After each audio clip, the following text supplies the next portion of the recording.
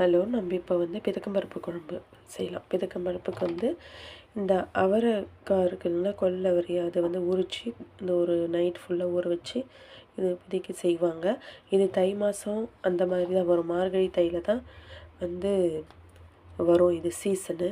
இது வந்து சேலம், தருமபுரி, கிருஷ்ணகிரி மாவட்டத்தில் இந்த குழம்பு செய்வாங்க. தேவையான பொருள்கள் வந்து சின்ன வெங்காயம், இஞ்சி பூண்டு பேஸ்ட்டு, தேங்காய், தனியா, மிளகாய், முழு மிளகாய் கொஞ்சோண்டு, நம்ம வந்து அந்த திக்னஸ்க்காக வந்து கொஞ்சம் பொட்டுக்கடலை ஆட் பண்ணிக்கிறோம். இப்போ எப்படி செய்யணும்னு பார்க்கலாம். அடுப்பில் ஒரு வானலில் ட்ரையாக வச்சுட்டு இப்போ தனியாவும் மிளகாவையும் வறுத்துக்கலாம். மிளகாவையும் வறுத்துக்கணும். தனியாவையும் மிளகாவையும் வதக்கியாச்சு. அடுத்தது கொஞ்சோண்டு எண்ணெய் விட்டுட்டு சின்ன வெங்காயத்தை வதக்கணும். சின்ன வெங்காயத்தை கூடயே வந்து நம்ம ஒரு சின்ன ஒரு 3 தக்காளி எடுத்து வதக்கிக்கணும். சின்ன வெங்காயம் எடுக்கணும்.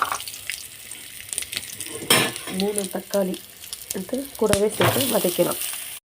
இப்போ நம்ம இதை வதக்கி வச்சுருந்த வெங்காயம், தனியா, மிளகாய் எல்லாத்தையும் வந்து ஃபஸ்ட்டு அரைச்சிக்கணும். ட்ரையாக அரைச்சிக்கிட்டு கூட தக்காளியும் போட்டு அரைச்சிக்கலாம். நான் ஒரு குக்கரில் தான் இப்போ செய்ய போகிறேன். குக்கரில் எண்ணெய் கொஞ்சம் நல்லா ஒரு 4-5 ஸ்பூன் எண்ணெய் விடுங்க. எண்ணெய் காஞ்சதும் ஒன்னாச்சி பூ, பட்டை, கிராம்பு, ஸ்பூன் இஞ்சி பூண்டு பேஸ்ட்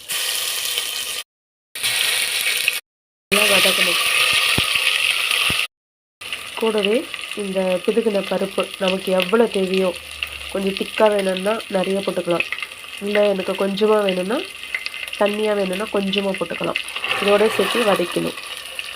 இது கொஞ்சம் வதங்கிறதுக்காக கல்லுப்பு, மஞ்சள்தூள் போட்டு கொஞ்சம் நல்லா வதக்குங்க.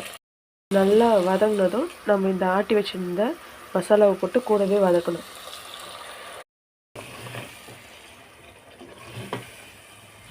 கொஞ்சம் நல்லா தண்ணியை விட்டு மூடி போடாமல் வேக வைக்கணும். சட்டிலையும் செய்யணும். சட்டியில் செய்கிறதுக்கு வந்து கொஞ்சம் டைம் எடுக்கும். இது எமர்ஜென்சிக்காக இது செய்கிறது, டக்குன்னு செஞ்சிடலாம். நல்லா கொதிக்கிட்டுங்க. கொதிக்கிறதுக்கு அப்புறம் நம்ம போடலாம். நல்லா கொதிக்குதுங்க. கொதிக்கும் போது நம்ம மூடி போட்டு ஒரு 3 விசில் விட்டுடலாம். நம்ம ஏன் அது எண்ணெயில் வதக்குறோன்னா அந்த பருப்பு வந்து உடையாமல் இருக்கிறதுக்கு. சட்டியில் இருந்தால் ரொம்ப நேரம் ஆகும், அதுக்காக நான் குக்கர்லேயே வச்சுட்டேன். 3 விசில் வச்சு இறக்கிடலாமா?